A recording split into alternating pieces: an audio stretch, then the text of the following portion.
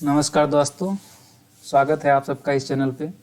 आज हम लोग इसमें मध्य प्रदेश पटवारी परीक्षा जो प्रीवियस ईयर 2017 में हुई थी उसके क्वेश्चंस को देखेंगे, डीप में समझेंगे और उसका लाइव जो भी है प्रोग्राम उसको अपन करके यहाँ पे देख के समझने की कोशिश करेंगे।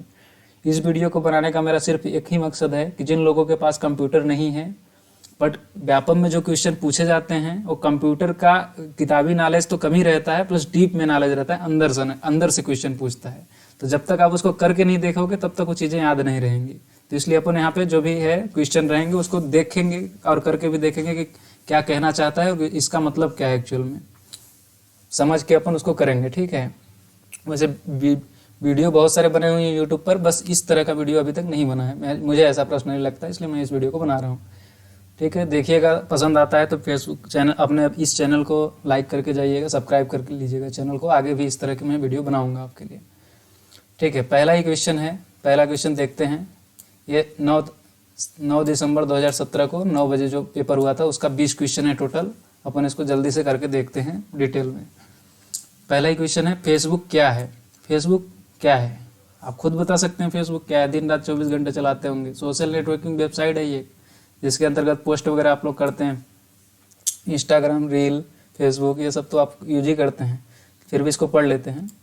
फेसबुक सोशल नेटवर्किंग वेबसाइट है। इसके द्वारा हजारों लोगों के मध्य वेबसाइट की सहायता से ई सूचना अर्थात इलेक्ट्रॉनिक सूचना, ई सूचना का मतलब है इलेक्ट्रॉनिक सूचना का आदान प्रदान असीमित रूप से कुछ ही सेकंड्स में किया जा सकता है। मतलब चैटिंग भी कर सकते हो आप, इसके कॉलिंग भी कर सकते हो। बहुत सारी सर्विसेज के अंदर रहती हैं, ये आपको बताने की ज़रूरत है नहीं, मुझे ऐसा नहीं लगता। वेब ब्राउज़र कुकीज क्या है? हाँ, ये ठीक क्वेश्चन है, इसको बताइए आप। वेब ब्राउज़र कुकीज क्या है? यह इंटरनेट से डाउनलोड किया गया एक वायरस है। ये ऑप्शन है आपका पहला। दूसरा ऑप्शन है, यह छोटी फाइल है जिसमें यूजर ब्राउजिंग डाटा है। तीसरा ऑप्शन, यह श्रव्य मतलब ऑडियो, दृश्य मतलब वीडियो, ऑडियो वीडियो फाइल को चलाने वाली एक एप्लीकेशन है। क्या? Web browser cookies. यह ऑप्शन है, वेब ब्राउज़र कुकीज क्या है? यह ऑप्शन है आपका कि यह श्रव्य या दृश्य फाइल को चलाने वाली एक एप्लीकेशन है, या यह एक वायरस के लिए डाउनलोड हुई फाइलों की पुष्टि करता है, यानी कि एंटीवायरस है। अब आप बताएं इसमें से कौन सा ऑप्शन सही होगा। तो इसका ऑप्शन जो सही है, यह एक छोटी फाइल है जिसमें यूजर ब्राउजिंग डाटा है। समझ में आया आपको? यूजर ब्राउजिंग डाटा, जो चीज़ें आप ब्राउज कर रहे हैं, पढ़ लेते हैं पहले इसका डिस्क्रिप्शन, फिर मैं आपको इसको दिखाता हूँ कि एक्चुअल में है क्या। वेब ब्राउज़र कुकीज उन छोटी छोटी कंप्यूटर फाइलों को कहा जाता है। ये छोटी छोटी कंप्यूटर के अंतर्गत एक फाइल बनी हुई होती हैं, जिसके द्वारा कोई यूजर अपने डाटा को ब्राउज, स्थानांतरित अथवा सेव कर सकता है। पॉइंट समझिए। ये छोटी छोटी फाइलें हैं आपके कंप्यूटर के अंतर्गत, जिसके अंतर्गत कोई भी यूजर अपने डाटा को ब्राउज, स्थानांतरित अथवा सेव करता है। अब जैसे कि आप लोग हमेशा क्रोम तो यूज करते होंगे, क्रोम में मैं आपको ओपन करके दिखाता हूँ क्या है एक्चुअली। एक सेकंड रुक जाइए।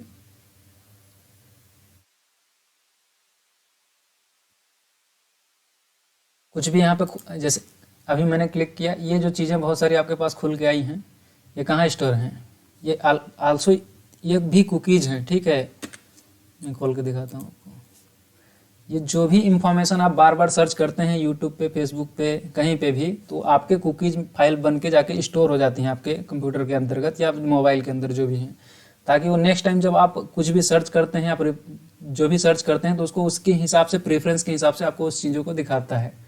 यहाँ पे अपन जब इसको खोलते हैं तो कंप्यूटर के अंदर इस पर क्लिक करके आप कुकीज को चेक कर सकते हैं। यहाँ पे देखिए कुकीज का ऑप्शन आ रहा है, google.com, जो अभी मैं सर्च किया हूँ फिलहाल में, वो चीज़ें आपकी स्टोर होकर रहती हैं। इस तरह से आप कुकीज को चेक कर सकते हैं। कुकीज को चेक करने के और भी बहुत सारे तरीके हैं, बट अगर अपन सब चीज़ों को देखेंगे तो टाइम बहुत ज़्यादा लग जाएगा, वीडियो लंबी हो जाएगी, इसलिए शॉर्टकट में अपन जल्दी फॉरवर्ड करते हैं आगे। क्वेश्चन है अगला थर्ड, वीडियो फाइलें ... फॉर्मेट में उपलब्ध हैं। वीडियो की फाइलें किस फॉर्मेट में उपलब्ध होती हैं? क्वेश्चन ये है। पहला ऑप्शन है AVI, दूसरा है JPG, तीसरा है PNG, चौथा है आपका PDF। मुझे ऐसा पर्सनली लगता है कि आप सब लोगों को इसमें से इस क्वेश्चन को कर लेना चाहिए, क्योंकि इसमें जो ऑप्शन देख रहे हैं JPG आप सभी को पता होगा, ऐसा मेरा मानना है क्योंकि जब आप कैमरे में फ़ोटो खींचते हैं मोबाइल में, तो जो उसका फॉर्मेट आता है लास्ट में आप देखते होंगे, डेट वगैरह सब कुछ लिखा रहता है और लास्ट में JPG लगा हुआ रहता है। तो JPG जो होता है ये फ़ोटो का है। PNG भी ये फ़ोटो का ही होता है, फॉर्मेट है। PDF फॉर्मेट आप जानते ही हैं, रिज्यूम वगैरह अपन कुछ भी डॉक्यूमेंट बनाते हैं तो PDF फॉर्मेट में सेव करके रखते हैं। तो इसमें जो ऑप्शन बचता है AVI, एलिमिनेशन प्रोसेस से आप कर सकते थे, बट इसको आपको जानना चाहिए कि AVI जो होता है वीडियो फाइल का फॉर्मेट है। इसको पढ़ लेते हैं अपन डिस्क्रिप्शन पूरा। वीडियो फाइलें AVI के रूप में उपलब्ध होती हैं। JPG, PNG तथा PDF द्वारा केवल चित्रों, ध्यान रखिए, केवल चित्रों अथवा टेक्स्ट को उपलब्ध कराया जा सकता है। वीडियो फाइलें VLC के रूप में भी उपलब्ध हो सकती हैं। ठीक है, AVI इसको भी याद रखिए, और ये VLC के फॉर्मेट में भी हो सकती हैं वीडियो फाइलें। ठीक है, नेक्स्ट क्वेश्चन की ओर बढ़ते हैं, चौथे क्वेश्चन पर।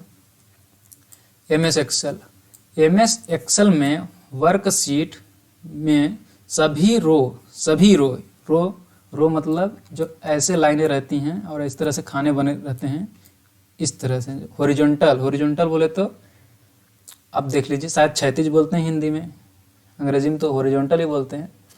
और कॉलम मतलब, कॉलम तो आप जानते ही होंगे, घर में जो कॉलम रहता है ऐसा सीधा इस तरह का, तो इसको बोलते हैं कॉलम। कॉलम को सेलेक्ट करने के लिए कुंजी है, मतलब सभी रो और सभी कॉलम सबको सेलेक्ट करने की कुंजी है।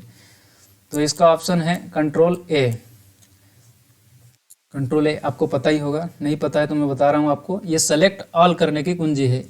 ऑल से होता है आपका आ का फर्स्ट लेटर ही ये जो होता है, ऑल कंट्रोल ए से होता है। मैं इसको करके दिखा देता हूँ आपको क्या कहना चाह रहा है। ये आपकी ये एक्सेल फाइल है हमारी, ये जो सीधी लाइनें खड़ी हैं, ये जैसे ये सी, इस तरह से जो सीधी लाइनें हैं इसको बोलते हैं अपन कॉलम, और जो ये ऐसे इस तरह से जो तिरछी लाइनें हैं आड़ी, इसको अपन बोलते हैं रो। ठीक है, तो और अगर मान लो अपन ये जो बीच में डब्बे बने हुए हैं इनको बोलते हैं सेल। आगे क्वेश्चन होगा तो मैं इसको डिटेल में आपको बताऊंगा। अगर कंट्रोल ए अपन करते हैं तो ये हो जाएगा आपका पूरा सेलेक्ट, जितने रो और पूरे कॉलम हैं। कंट्रोल ए अगर आपने नहीं देखा होगा तो मैं कीबोर्ड में आपको दिखा देता हूँ इस चीज़ को, क्योंकि सबके पास कंप्यूटर नहीं है। मैंने जैसा कि पहले बताया, जिन लोगों का आता है उन लोगों के लिए सब वीडियो नहीं है मेरी। जिन लोगों के पास कंप्यूटर नहीं है और उन लोगों को बेसिक नॉलेज भी नहीं है, उसके लिए मैं वीडियो बना रहा हूँ। ठीक है, ये होता है कंट्रोल, इसको बोलते हैं अपन CTRL, इसको बोलते हैं कंट्रोल, मतलब इस, और ये दबा देना आप पॉइंट। मैं अपने कीबोर्ड से कर रहा हूँ क्योंकि इसमें दोनों टाइप में नहीं कर पाऊंगा माउस से, मैंने दिखा दिया है। तो यहाँ पे अपन का सेल सेलेक्ट है, कंट्रोल ए, ये हो गया ना पूरा सेलेक्ट। सब आपका कलर चेंज दिख रहा है। कंट्रोल ए से आपका पूरा सेलेक्ट होता है, इसको याद रखिए। इसी प्रकार से कंट्रोल C से कॉपी, और भी मैं इसको दिखाऊंगा। कंट्रोल B से बोल्ट होता है, कंट्रोल D से वर्ड में जो होता है फॉन्ट डायलॉग बॉक्स खोलने के लिए यूज होता है। मैं आगे आपको सब कुछ दिखा दूंगा। इसको पढ़ लेते हैं अपन। यदि MS एक्सेल में शीट में उपस्थित सभी रो और कॉलम को एक साथ सेलेक्ट करना है तो उसकी शॉर्टकट कुंजी जो है वो कंट्रोल A होती है। ए का अर्थ है ऑल, जैसा कि मैंने अभी आपको बताया। इसका उपयोग MS वर्ड फाइल के टेक्स्ट तथा चित्रों के साथ सेलेक्ट करने के लिए भी किया जा सकता है। हर जगह कहीं भी आप MS एक्सेल खोल लें, वर्ड खोल लें, कुछ भी खोल लें, वहाँ पे आपको अगर सेलेक्ट करना है और पूरा सेलेक्ट करना है, एक साथ करना है, तो कंट्रोल A आप करेंगे तो कंट्रोल ऑल हो जाता है उससे। ठीक है, अगला क्वेश्चन है, 5वां क्वेश्चन है हमारा। एक MS वर्ड डॉक्यूमेंट में टेक्स्ट तथा स्थितियों का नाम निरूपण कहलाता है। समझ ही में नहीं आया होगा, आया है तो इसका आंसर बताइए क्या है। वर्ड अकाउंट, नामक शब्द, बुकमार्क, क्रॉस रेफरेंस, ये आपके ऑप्शन हैं। बना आपसे नहीं बना, मैं बता रहा हूँ। इसका जो आंसर है ये है बुकमार्क। बुकमार्क क्या होता है, पहली बार शायद सुन रहे होंगे, पढ़ लेते हैं फिर उसके बाद मैं आपको दिखाता हूँ बुकमार्क क्या होता है। यदि MS वर्ड डॉक्यूमेंट में फॉर्मेटिंग बोले तो अपन कुछ भी शब्द लिख रहे हैं तो टेढ़े लिख रहे हैं, तिरछे लिख रहे हैं, उसको बोलते हैं अपन फॉर्मेट, या बड़े लिख रहे हैं, छोटे लिख रहे हैं, उसका जो कलर चेंज कर रहे हैं, ये सब चीज़ें होती हैं फॉर्मेटिंग के अंतर्गत। मैं दिखाऊंगा, अभी वेट करिए। अथवा रीडिंग किए गए टेक्स्ट तक मार्क करना हो तो उसके लिए बुकमार्क ऑप्शन का प्रयोग किया जाता है। जैसे अपन मान लीजिए यहाँ तक पढ़ रहे हैं, 5वें क्वेश्चन तक अपन आ गए हैं, 6वें तक नहीं गए हैं। अगर जब वर्ड में अपन पढ़ रहे हैं तो वहाँ तक अपने को निशान लगाना है कि हाँ तक हम पढ़ चुके हैं, अगली बार जाएंगे तो आगे जाएंगे। उस चीज़ के लिए इस बुक मार्क का प्रयोग किया जाता है। ठीक है, समझ गए। कोई भी किताब आप लेते हैं तो वहाँ पे आप निशान लगा देते हैं स्टार के, आज इतने 5 पेज तक पढ़ चुका हूँ, अगले जब हम पढ़ेंगे खोलेंगे तो 6वें पेज से पढ़ेंगे। इस तरह से जब आपके वर्ड फाइल है आपके पास कंप्यूटर के अंदर, तो आपको जब मार्क करना है कि हम यहाँ तक पढ़ चुके हैं, अगली बार जब आएंगे तो आगे जाएंगे, तो वहाँ उस चीज़ के लिए आपको बुक मार्क का प्रयोग किया जाता है, बुक मार्क ऑप्शन का प्रयोग किया जाता है वर्ड के अंतर्गत, प्रोग्राम के अंदर ये आपको दिखाऊंगा मैं अभी कुछ समय में। जब फाइल को अगली बार पुनः खोला जाता है, यही बात बोल रहा है, तो बुकमार्क द्वारा सीधे पिछली बार तक किए गए कार्य तक पहुंचा जा सकता है। मतलब जब बुकमार्क पे आप दोबारा जब क्लिक करेंगे, जब अगली बार उस फाइल को खोलेंगे तो आपको बता देगा कि आप यहाँ तक पढ़ चुके हैं, अब आगे से चलिए। इस तरह से समझ रहे हैं। देखिए वर्ड में आपको खोल कर दिखाता हूँ, ये है हमारा वर्ड, इसको बड़ा कर लेते हैं।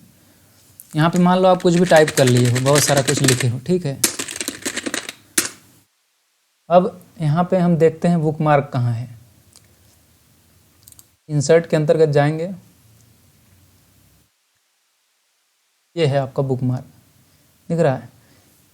जूम कर देते हैं अगर जूम हो रहा हो तो, जूम नहीं हो रहा है इसके लिए सॉरी। देखिए यहाँ पे लिखा हुआ bookmark work with hyperlink to let you jump to specific place in your document. Specific place पे जाने के लिए अपन किसी को इसको जैसे सेलेक्ट करके अपन ना यहाँ पे इसका बुकमार्क क्रिएट कर सकते हैं, समझ रहे हैं। इंसर्ट बुकमार्क का ऑप्शन आ गया, इस पर क्लिक कर देंगे, यहाँ पे अपना इसका नाम दे देंगे कि कहाँ तक अपन है, इसको सेव कर देंगे, ठीक है, ऐड कर देंगे, तो यहाँ तक पता चल जाएगा उसको कि यहाँ तक हम लोग पढ़ चुके हैं या कुछ भी आगे से यहाँ से काम स्टार्ट करना है, इस तरह से।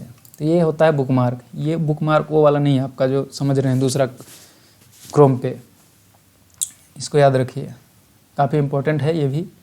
अगले क्वेश्चन को और देखते हैं। आउटलुक में नीचे दी गई इमेज में किस प्रकार के मेल पाए जाते हैं? समझ में आया? आउटलुक क्या है? आपको तो यही नहीं पता होगा, अगर पता है तो बहुत अच्छी बात है, अगर नहीं पता है तो मैं बताता हूँ आपको क्या है। आउटलुक है वर्ड के अंतर्गत, जैसे वर्ड के अंतर्गत एक्सेल होता है, वर्ड होता है, पावर पॉइंट होता है, उसी प्रकार से आउटलुक होता है। देखिए यहीं पे जैसे हम काम कर रहे हैं, यहाँ पे मैं आपको दिखाता हूँ, छोटा सा आइकन बना हुआ है, ये देखो आउटलुक है ना, यही है आउटलुक, ये है माइक्रोसॉफ्ट ऑफिस। इसके अंतर्गत ये जो है एक्सेल, वर्ड और भी बहुत सारी चीज़ें हैं, मैं दिखाता हूँ आपको। प्रेजेंटेशन बनाने के लिए ये पावर पॉइंट है, पावर पॉइंट लिखा हुआ है, वर्ड। आपको लग रहा होगा कितना डिटेल में बता रहे हैं, लेकिन ये हर एक चीज़ इंपॉर्टेंट है, एक एक पॉइंट इंपॉर्टेंट है। क्वेश्चन एज इट इज पूछेगा, अगले ही क्वेश्चन में जाओगे तो मिल जाएगा, नहीं तो ध्यान से इसको देखो, एक एक चीज़ इंपॉर्टेंट है मैं जो भी बोल रहा हूँ यहाँ पे। आउटलुक में नीचे दी गई इमेज में किस प्रकार के मेल पाए जाते हैं? अन्य लोगों से आने वाले मेल, आपके द्वारा भेजे गए मेल, अन्य लोगों द्वारा भेजे गए मेल, कोई मेल नहीं। खोल के देख लेते हैं। वैसे तो मैं आपको बता दूं कि इसमें जो अपन भेजते हैं किसी को मैसेज, वो होता है अन्य लोगों द्वारा नहीं, अन्य लोगों से आने वाले मेल, अन्य लोगों आपके द्वारा भेजे गए मेल। देखिए इसको ओपन करते हैं, ये आउटलुक है, यहाँ लिखा हुआ है आउटलुक। यहाँ पे अपन किसी को भी मेल भेज सकते हैं, यहाँ पे ऐसे डालेंगे, यहाँ पे टू, जैसे कि मेरा नाम है गोविंद, मेरी मेल आईडी है, तो इसको अपन डालेंगे, यहाँ पे @gmail.com लगा के जो भी पूरा मेल का प्रोसेस होता है अटैचमेंट वगैरह करके यहाँ से अपन सेंड कर सकते हैं, ठीक है। ये आपको मुझे लगता है बेसिक समझ में आ गया होगा। फिर भी इसका क्रॉस वेरीफाई करने के लिए एक बार क्वेश्चन इसका चेक कर लेते हैं, कौन सा नंबर क्वेश्चन है, 6वां नंबर का है। इसका आंसर क्या दिया हुआ है, 6वें का बी, बिल्कुल सही है, मैंने सही बताया आपको। आगे क्वेश्चन की ओर बढ़ते हैं। Website address HTTPS hypertext transfer protocol, और ये जो बना हुआ बिंदी फिर स्लैश और www.google.com में कॉम, इस ये जो लगा हुआ है आपका एक्सटेंशन, इसको एक्सटेंशन बोलते हैं, में कॉम का अर्थ किसके लिए होता है? COM, कॉम का अर्थ किसके लिए होता है? इसका होता है वाणिज्यिक, वाणिज्यिक बोले तो कॉमर्शियल, कॉमर्शियल में का ही आगे का जो ये कॉमर्शियल का COM उठा के लिया गया है और यहाँ पे लगाया गया, ठीक है। एजुकेशन के लिए EDU इस तरह से रहता है, और भी बहुत सारी चीज़ों के लिए अलग अलग रहते हैं। जैसे गवर्नमेंट की कोई वेबसाइट रहती है तो GOV लिखा रहता है। इन्फॉर्मेशनल कम्युनिकेशन के लिए इस तरह के लिए जो रहती हूँ और .IN लगा रहता है, देखे होंगे आप। चीज़ों को नोटिस करा करिए आप कुछ भी करते हैं तो। ऑलरेडी आप लोग वेबसाइट पे बहुत सारे फेसबुक, इंस्टाग्राम, यूट्यूब ये सब चला रहे हैं, तो चीज़ों को ध्यान से देखा करिए, समझा करिए, ठीक है। यहाँ पे जैसे कि आप HTTP वगैरह देखते होंगे, क्रोम अपन खोलते हैं तो यहाँ पे बहुत सारा कुछ ऑटोमेटिक लिखा जाता है, यहाँ पे आप पी भी लिख रहे हैं, यहाँ पे आ गया ऑटोमेटिक, अभी नहीं दिख रहा है, जब इसको कॉपी पेस्ट करेंगे तो अपन दिखता है सब कुछ। ठीक है, आगे बढ़ते हैं। इसको पढ़ना है तो पढ़ लीजिए, पढ़ने कोई इंपॉर्टेंट है नहीं, मैंने सब कुछ बता दिया आपको। 8वां क्वेश्चन है, निम्न में से क्या सेंट्रल प्रोसेसिंग यूनिट का भाग है? सेंट्रल प्रोसेसिंग यूनिट का क्या भाग है? सीपीयू स्कैनर, एलिमिनेशन प्रोसेस से कर सकते हैं, सब कुछ दिख रहा है, वो इतना तो बेसिक क्वेश्चन है ये। स्कैनर आपको पता है, फिर स्कैनर बाहर होता है, अपन अटैच करते हैं। माउस एक इनपुट डिवाइस है। स्कैनर क्या है? स्कैनर भी एक इनपुट डिवाइस है। कीबोर्ड भी एक इनपुट डिवाइस है जो कि अपन बाहर से अटैच करते हैं कंप्यूटर के अंदर। Arithmetic and logic unit, ALU बोलते हैं इसको, समझ रहे हैं ये। और एक रजिस्टर होता है। रजिस्टर बोले तो रजिस्टर एक मेमोरी होती है, बहुत सबसे ज़्यादा स्पीड वाली मेमोरी होती है, जो कि सेंट्रल प्रोसेसिंग यूनिट CPU की ही भाग है। ये ALU arithmetic and logic unit और रजिस्टर, ये जो है सेंट्रल प्रोसेसिंग यूनिट का ही भाग होता है। इसको पढ़ लेते हैं अपन। Arithmetic and logic unit central processing unit के भाग होते हैं, जबकि स्कैनर, कीबोर्ड और माउस सब कुछ मैंने आपको बता दिया है। आगे चलते हैं। 9वां क्वेश्चन है, MS वर्ड 2007 में कैरेक्टर्स को फॉर्मेट कॉपी करने, कैरेक्टर्स मतलब शब्द जो आपने अक्षर लिखे हुए हैं, MS वर्ड ऑफिस 2007 में, 2007 हो 11 हो, सब में अप्रोक्स सेम ही होता है। ठीक है, कॉपी करने के लिए किस आइकन का उपयोग किया जाता है? समझ में आया? वर्ड अगर आप यूज करते हैं तो समझ गए होंगे, अगर नहीं करते हैं तो देखते हैं इसको, मैं आपको बताता हूँ। इसमें जो है फॉर्मेट पेंटर का उपयोग किया जाता है। यहाँ देखिए, फॉर्मेट कॉपी करना है। फॉर्मेट कॉपी करना है मतलब किस प्रकार से आपने शब्दों को लिखा है, आड़ा लिखा है, तिरछा लिखा है, बड़ा लिखा है, कलरफुल लिखा है, डिजाइन में किस जो भी अपने डिजाइनिंग उसको दी है, एक अक्षर को, शब्द को दिखाऊंगा मैं आपको, वेट करिए। उसका फॉर्मेट जो है दूसरे शब्दों पे अप्लाई करने के लिए आप फॉर्मेट पेंटर का यूज करते हैं, कॉपी पेस्ट करते हैं अपन। ठीक है, तो ये फॉर्मेट पेंटर होता है। मैं वर्ड में दिखाता हूँ आपको, कहाँ गया हमारा वर्ड, ये है ये।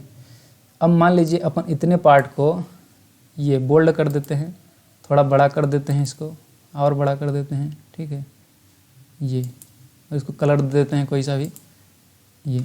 ठीक है, अब जैसा कि मैं आपको बता देता हूँ, यहाँ पे ये है, यहाँ पे फॉर्मेट पेंटर, इसी को क्वेश्चन पूछा है वो। इसकी शॉर्टकट कुंजी भी देख लीजिए, Ctrl+C या Ctrl+V से आप फॉर्मेट पेंटर को मतलब एक्टिवेट कर सकते हैं। इसका पूरा डिटेल वहाँ पे आप पढ़ सकते हैं, मैं इसको यूज करके आपको दिखाता हूँ। जैसे कि अपन ने इसका फॉर्मेट कॉपी कर लिया इतना, ठीक है, नहीं कॉपी ऑलरेडी इसका हो गया, अभी गलती से हो गया, लेकिन अपन फॉर्मेट पेंटर को इसी प्रकार से फॉलो करते हैं। जैसे यहाँ पे अपन कुछ लिखेंगे ना, अभी तो ये आ रहा है, अगर इसको अपन ऐसे करके कुछ भी इतना मान लो सेलेक्ट करके, सेलेक्ट हो गया, अब फॉर्मेट पेंटर हो गया, तो मतलब इसका फॉर्मेट अपन ने कॉपी कर लिया। अब जब इस पे लगाएंगे ना अपन इधर किधर भी, तो ये जो है उसके हिसाब से बदल जाएगा। किसके हिसाब से बदल गया? देखो यहाँ पे जो मैंने कॉपी किया था ना, उसके हिसाब से बदल गया, तो इसको बोलते हैं फॉर्मेट पेंटर। फॉर्मेट मतलब इसका फॉर्मेट उठा के उस पर डाल देना, यही फॉर्मेट पेंटर का काम होता है। यहाँ पे होता है फॉर्मेट पेंटर होम मेनू के अंतर्गत, ये वर्ड पे। टोटल 20 क्वेश्चन है, वेट करिए, पूरा वीडियो देखिए, आए हुए क्वेश्चन है, ऐसा नहीं है कि मैं अपने से बना रहा हूँ, और ये क्वेश्चन बार बार रिपीट होते रहते हैं, तो इस चीज़ को ध्यान दीजिएगा। कुछ भी आपको अगर गेन करना है तो मेहनत करना पड़ेगा, समय देना पड़ेगा। अगर आप शॉर्टकट चाहते हैं तो कुछ भी चीज़ों को कोई शॉर्टकट नहीं होता, चीज़ों को समझनी पड़ेगी, तभी आप जाके आगे बढ़ पाएंगे। MS वर्ड में बाकी आपकी इच्छा है। MS वर्ड में रीडू के लिए किस आइकन का उपयोग किया जाता है? रीडू और अंडू, ये दो ऑप्शन होते हैं, इसमें से आप देख के बताइए, ये होता है या ये होता है या ये 4 ऑप्शन है आपके पास। आप कैसे कर पाएंगे? अगर आप मान लीजिए कभी वर्ड यूज नहीं किए हैं, या फिर कभी इस तरह की मेरी जैसे वीडियो बना रहा हूँ, इस तरह के आप वीडियो नहीं देखे हैं, तो इस तरह के ऑप्शंस को आप कभी नहीं कर पाएंगे। इसलिए मैं बोल रहा हूँ कि देखिए, वीडियो को पूरा देखिए, तभी आप चीज़ों को समझ पाएंगे। नहीं समझ में आया होगा तो मैं आपको बता दे रहा हूँ, ये आइकन में अंडू का विपरीत करने के लिए रीडू का प्रयोग किया जाता है। अन्य आइकन का भी प्रयोग निम्न है। यहाँ पे पूरा देख लीजिए, ये अंडू का है, अंडू के लिए ये इस तरह से वापस, और रीडू के लिए ये इस तरह से वापस होता है। ठीक है, ये 2 ठो बने हुए हैं, तो इसको याद रख सकते हैं कॉपी करने के लिए। ये कट करने के लिए कैंची लगा रहता है, तो ये कट का हो गया। इसको दिखा देता हूँ मैं आपको, यहाँ पे देख रहे हैं, यहाँ पे अपन ने कुछ भी लिख लिया, ये लिखा हुआ है, और कुछ मान लो लिख देते हैं, अब जो लिखा हुआ है, जो मैंने अभी मान लो इसमें कुछ बीच में डाल देता हूँ, GOBIND, ठीक है, ये मैंने डाल दिया अभी। अगर इसमें से मेरे को हटाना है तो ये हट गया गोविंद, वापस लाना है उसको, ये आ गया वापस। ये होता है अंडू, ये होता है रिडू, समझ गए? ध्यान दीजिए यहीं पे है, यहाँ पे देखिए, छोड़ेंगे ना अपन, देखो लिख के आया अंडू। कंट्रोल जेड से अंडू होता है। याद रखिए, शॉर्टकट की आप रट के याद नहीं कर सकते। कंट्रोल जेड और कंट्रोल ये आपका होता है वाई। धीरे धीरे करेंगे, रोज रोज देखेंगे वीडियो, अच्छे से समझेंगे, एक दो बार और वीडियो देख लेंगे तो याद हो जाएगा आपको। रट के चीज़ों को याद नहीं किया जा सकता है। 11वां क्वेश्चन है, MS वर्ड 2007 डॉक्यूमेंट में हेल्प विंडो खोलने के लिए कौन सी कुंजी दबाई जाती है? F1, यही आंसर है इसका। F1, F2, F3, F9, आपको बहुत सारे ऑप्शन दिया है, लेकिन F1 इसका राइट आंसर है। F1 हेल्प कुंजी खोलने के लिए ज़रूरी होता है। F1 होता क्या है एक्चुअली, कहाँ होता है, इसको मैं आपको दिखा देता हूँ। देखिए ये जो अपना है ना, F2, F3 इस तरह से कीबोर्ड पे बहुत सारे बने रहते हैं। तो ये जो F1 होता है यह हेल्प कुंजी खोलने के लिए काम आता है वर्ड में, और F2 किसी फाइल को अगर आप सेलेक्ट करके रखें तो रीनेम करने के लिए काम में आता है। मैं इसको, घबराइए मत, अभी मैं इसको करके आपको दिखा देता हूँ कि हेल्प कुंजी का मतलब क्या है।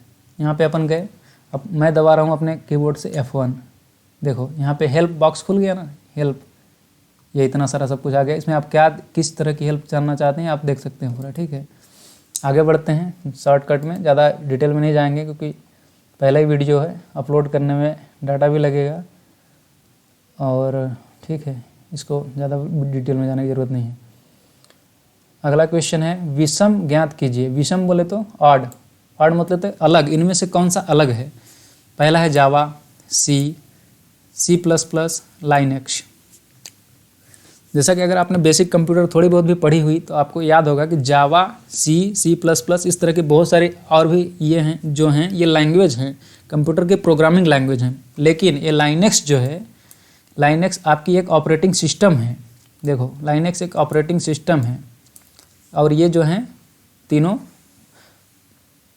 क्या बताया मैंने, प्रोग्रामिंग की भाषाएं हैं, तो इसको आप आसानी से कर सकते थे। आगे बढ़ते हैं। MS वर्ड 2007 में मार्जिन तथा पैराग्राफ के आरंभ के मध्य छूटा हुआ अंतराल क्या कहलाता है? स्पेसिंग कहलाता है, गटर कहलाता है, इंडेंटेशन कहलाता है, अलाइनमेंट कहलाता है। क्या कहलाता है बताइए? MS वर्ड 2007 में मार्जिन क्या होता है? शायद ही आपको पता हो, अगर होगा तो बहुत अच्छी बात है, देख लेते हैं, मैं आपको बता देता हूँ डिटेल में थोड़ा सा। ये देखो, ये जो छूटा हुआ है ना, इधर यहाँ से यहाँ तक का डिस्टेंस, इधर से इधर तक का डिस्टेंस, इधर से इधर तक का डिस्टेंस, इसको बोलते हैं अपन मार्जिन। और अगर मान लो अपने को यहाँ तक ये ख़त्म हो गया और यहाँ से फिर से हमने कुछ लिखना शुरू कर दिया, फिर अपन ने नीचे कुछ लिखना शुरू कर दिया, मान लो बहुत सारा लिख दिया, ठीक है। लेकिन जब नया पैराग्राफ आता है ना, तो आप पैराग्राफ में देखते होंगे इस तरह से, यहाँ से शुरू होता है, यहाँ से शुरू होगा, ऐसे पूरा जाएगा, फिर नीचे से आएगा। तो इस तरह का जो इतना से इतना डिस्टेंस छूट गया ना, इसको बोलते हैं इंडेंटेशन। तो इसी क्वेश्चन को उसने पूछा है। आप अगर यूज नहीं करे रहेंगे तो कैसे करेंगे बताइए? मैं यहाँ पे दिखा के आपको बता रहा हूँ सब कुछ, तो आपको समझ में आएगा। इसको अपन लाने के लिए क्या करते हैं, ये टैब का इस्तेमाल करते हैं। ये टैब बटन होता है यहाँ पे कीबोर्ड में, दिखाता हूँ आपको। ये टैब है ना, इसको अपन दबाते हैं ना तो ये इधर खिसक जाता है, इसी को बोलते हैं टैब। इस टैब के द्वारा ले आते हैं इंडेंटेशन, मतलब स्पेसिंग। आगे बढ़ते हैं, नेक्स्ट क्वेश्चन की ओर बढ़ते हैं। 14वां क्वेश्चन है, कंप्यूटर माउस किस प्रकार का यंत्र है, डिवाइस है? मैंने आपको बताया कि इनपुट डिवाइस है, ऑलरेडी ऊपर बता चुका हूँ। इनपुट मतलब अपन कंप्यूटर को निर्देश देते हैं माउस के द्वारा ही। ये जो पॉइंटर हिला रहा हूँ मैं आपको, यहाँ से इस तरह से, यहाँ से वहाँ मूव कर रहा हूँ, ये इसको पॉइंटर डिवाइस है, ये इनपुट डिवाइस है। मैं यहाँ पे इनपुट कर रहा हूँ तब जाके यहाँ पे निशान बन रहा है, देख रहे हो? ये इसी को बोलते हैं इनपुट डिवाइस। ऐसी कोई डिवाइस जिसमें कंप्यूटर के अंतर्गत कोई भी निर्देश दिया जा सके, उसको इनपुट डिवाइस बोला जाता है। आगे बढ़ो। एक डॉट संसाधनों और डाटा को साझा करने के लिए कई कंप्यूटरों से जुड़ा हुआ है। बताने की चीज़ है आपको। कुछ क्वेश्चन बेसिक होते हैं, हर पेपर के अंतर्गत कुछ क्वेश्चन बेसिक होते हैं, कुछ क्वेश्चन एडवांस लेवल के होते हैं, कुछ मीडियम में रहते हैं। लेकिन आपको अगर स्मार्ट बनना है तो बेसिक से लेके एडवांस तक का पता होना चाहिए, और एडवांस का पता होने के लिए इस चैनल को सब्सक्राइब करना पड़ेगा, तब जाके आप इस तरह के पूरी डिटेल भी वीडियो देख पाएंगे और तभी आपको चीज़ें याद रहेंगी। नहीं तो पढ़ेंगे किताबें, बहुत सारी किताबें हैं, नाम नहीं लूँगा, पढ़ेंगे भूल जाएंगे। मेरे साथ भी होता है, आपके साथ भी ऐसा होता होगा, मुझे ऐसा मेरा मानना है। इस चीज़ को आप देखिए, एक इंटरनेट ही है, सबको पता है, आप थोड़ा बहुत भी जानते हैं तो पता ही होगा। एक इंटरनेट संसाधनों को, डेटा को साझा करने के लिए कई कंप्यूटरों से जुड़ा हुआ है, इंटरनेट ही है। इंटरनेट का जाल होता है नेट। विभिन्न उद्देश्यों की पूर्ति हेतु कंप्यूटर को वायर अथवा बिना वायर के जोड़ा जा सकता है। वायरलेस, ब्लूटूथ, वाईफाई, इस तरह से नेटवर्क कहा जाता है। इसकी सहायता से विभिन्न कंप्यूटरों के मध्य आसानी से डेटा का आदान प्रदान किया जा सकता है। ब्लूटूथ, वायरलेस के थ्रू डाटा को तो भेजा ही जाता है, आपको पता ही होगा, खूब भेजते होंगे इधर से उधर, शेयर इट वगैरह के थ्रू। 16वां क्वेश्चन है, कंप्यूटर है, कंप्यूटर क्या है? Mechanical device, electronic device, electrical device, networking tool, क्या है बताइए? कंप्यूटर इलेक्ट्रिकल और इलेक्ट्रॉनिक में क्या आपको डिफरेंस होता है? मैकेनिकल तो आपको पता ही है, मैकेनिकल कार, बाइक वगैरह, इस तरह से इसमें मैकेनिकल पार्ट्स होते हैं। वो मैकेनिकल मतलब जिसमें इलेक्ट्रॉनिक की आवश्यकता नहीं है, मतलब करंट की आवश्यकता नहीं है, उसको बोलते हैं मैकेनिकल।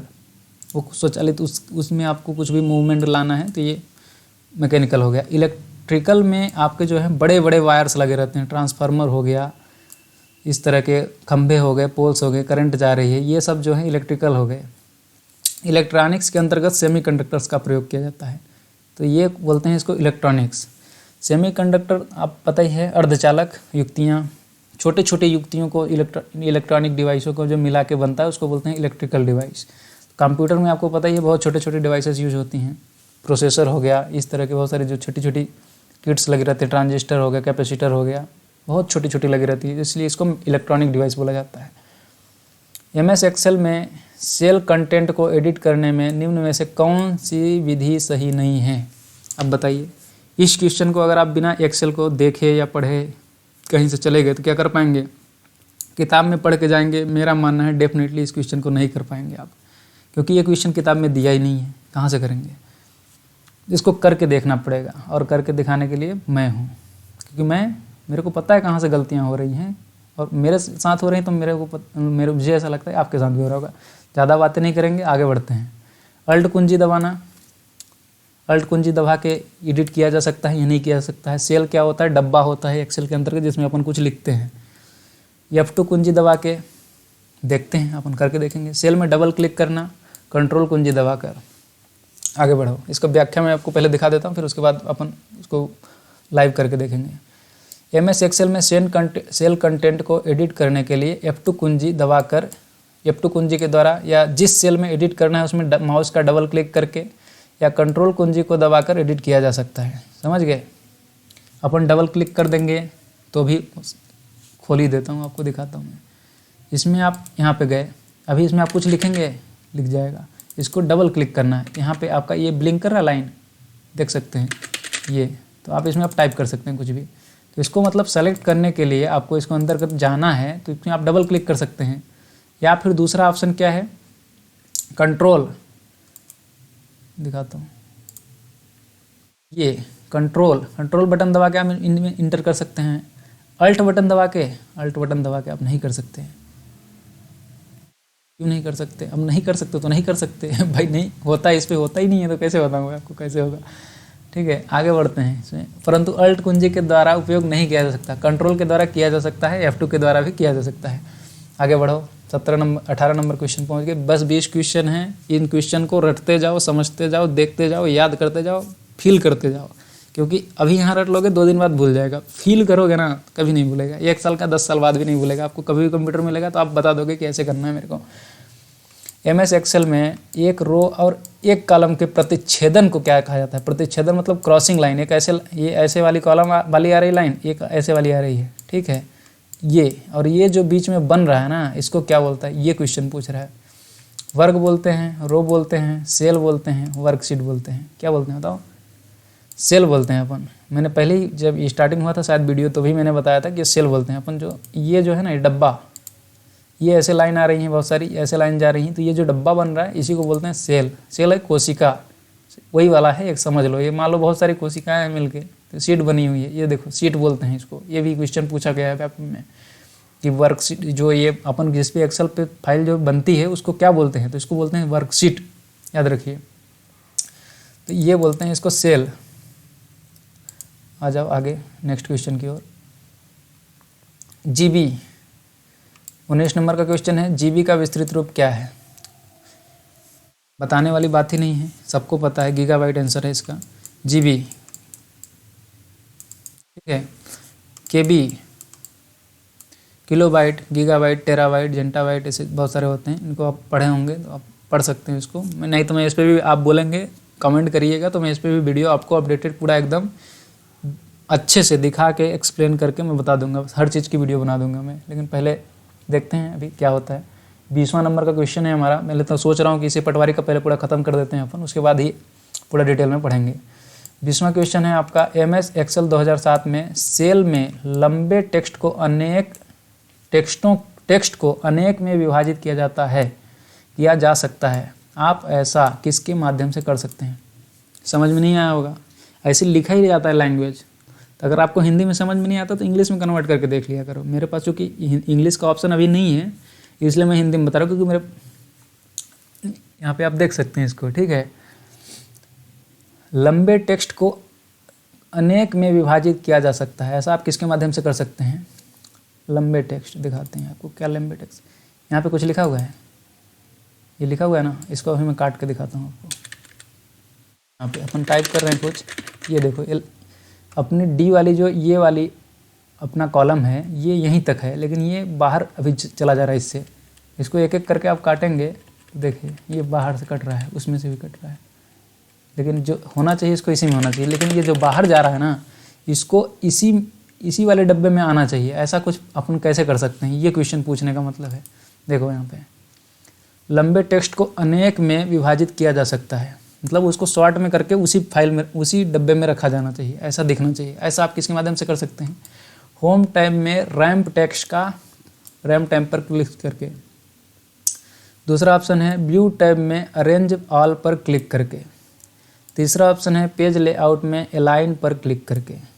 चौथा ऑप्शन है इनमें से कोई नहीं, उपरोक्त में से कोई नहीं। बताइए। इस क्वेश्चन को मैं ज़्यादा बोल रहा हूँ, मेरे को ऐसा लग रहा है, लेकिन मैं बता रहा हूँ आपको, अगर आप नहीं करे रहेंगे ना, नहीं कर पाएंगे क्वेश्चन। देखिए, समझिए अच्छे से क्वेश्चन। यहाँ पे अब वर्क कभी पढ़े ही नहीं हो, कभी इसमें टाइप किए ही नहीं, तो आपको पता ही नहीं है कि वो बाहर जाता भी है कि नहीं जाता है। बुक्स में ऐसा आपको नहीं करके दिखाएगा A to Z। मैं आपको दिखा रहा हूँ यहाँ पे, देखिए ऐसे चला गया ना बाहर। अपन इसको अपन करते हैं, पहला जो इसका ऑप्शन है ये होम टैब में रैम्प टेक्स्ट को पर क्लिक करके। देखते हैं, मैं गलत भी हो सकता हूँ क्योंकि मैंने ऑलरेडी इसको पढ़ा नहीं है, मैंने बस क्वेश्चन लिए हैं और करके देख रहा हूँ और दिखा रहा हूँ आपको, आपके सामने। होता भी है कि नहीं होता है। होम टैब में ये जो होता है ना, ये ओरिएंटेशन का है, ये है शायद वार्प टेक्स्ट। हाँ, ये वार्प टेक्स्ट करते हैं क्लिक, देखते हैं क्या होता है। आ गया, सेलेक्ट कर लेते हैं पहले इसको। ये देखो हो गया ना, यही है वार्प टेक्स्ट का प्रयोग करके। Warp extra long text into multiple line so you can see all of it. जो भी मतलब इसका मतलब क्या हुआ, warp extra long text, warp करना है इसको अपन। इसमें जब टाइप करते हैं ना, वार्प टेक्स्ट कर देते हैं, तो जो लाइन के बाहर जो चीज़ें चली जा रही हैं उनको भी आप उसी लाइन में, अलग अलग लाइन में करके वहीं पे आप उसी सेल के अंतर्गत देख सकते हैं। इसका मतलब ये हुआ। इसका करने के लिए अपन वार्प टेक्स्ट का प्रयोग करते हैं। ये होम टाइप के अंतर्गत आपको यहाँ पे मिल जाएगा। विंडोज जो माइक्रोसॉफ्ट 7 जो होता है वहाँ पे वार्प टेक्स्ट लिखा रहता है, बट इसमें लिखा नहीं है, इसलिए मुझे थोड़ा ढूंढने में टाइम लग गया। ठीक है, आगे बढ़ते हैं। अब ख़त्म ही हो गया क्वेश्चन, पढ़ लेते हैं इसको फिर भी। इसको मैं वार्प बोल रहा हूँ, लेकिन ये सॉरी फॉर दैट, ये रैप बोलते हैं इसको। ठीक है, रैप, डब्ल्यू साइलेंट है। MS एक्सेल 2007 में सेल में लंबे टेक्स्ट को अनेकों लाइनों में विभाजित करने के लिए होम टैब में रैम्प टेक्स्ट पर क्लिक किया जाता है, जिससे टेक्स्ट अन्य सेलों के टेक्स्ट के अंदर नहीं जाता है तथा उसे स्क्रीन पर पूरा देखा जा सकता है। पूरा देखा जा सकता है मतलब यहाँ पे पूरा दिख रहा है, नहीं तो जैसे कि अगर आप इसमें वार्प टेक्स्ट नहीं करोगे, ठीक है, ऐसे और जब इसमें आप फाइल में कुछ भी लिखोगे तो ये यहाँ पे आपका इसमें जो पूरा लिखा हुआ था ना, ये तो आपको दिख नहीं रहा है, यहाँ पे जी तक दिख रहा है ना। अभी इसमें क्लिक करेंगे अपन, जी के बाद देखो ये भी दिख रहा है, ये होता है वार्प टेक्स्ट। होम टाइप के अंदर आपका ये अलाइनमेंट के अंदर यहाँ पे ऑप्शन है, ठीक है। इस तरह से छोटी छोटी चीज़ें हैं, इनको आपको याद करना होगा, देखना होगा, समझना होगा। मेरे से जहाँ तक हो सकता था मैंने पूरा आपको डिटेल में समझाने की कोशिश करी है। पहला ही वीडियो है, हो सकता है बहुत सारी गलतियाँ होंगी, मैं इनको सुधारूंगा, आगे भी नई वीडियो बनाऊंगा।